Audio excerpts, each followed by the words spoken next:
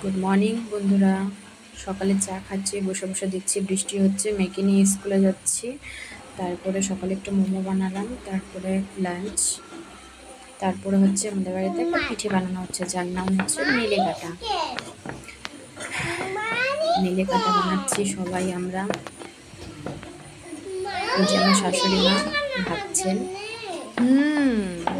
আমার মাসি শাশুড়ি বেলছে আর আমি বানাচ্ছি। এই যে আমার মেয়ে, এই যে আমার ভাস্তা। তোমাদের এখানে পিঠাটার নাম কি? আমাদের এখানে তো এটাকে নেলে কাটা বলে। এটা দু রকমের হবে, একটা ভেজে এমনি খাওয়ার জন্য, আর একটা হচ্ছে দুধের মধ্যে ভিজিয়ে, মানে ভিজানো পিঠার মতন আর কি। যেই দেখতে পাচ্ছ তোমরা,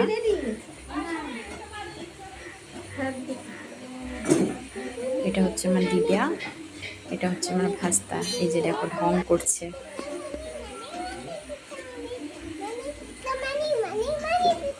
সবাই মিলে একসাথে আনন্দ করার মজাটাই আলাদা, তাই না বলো?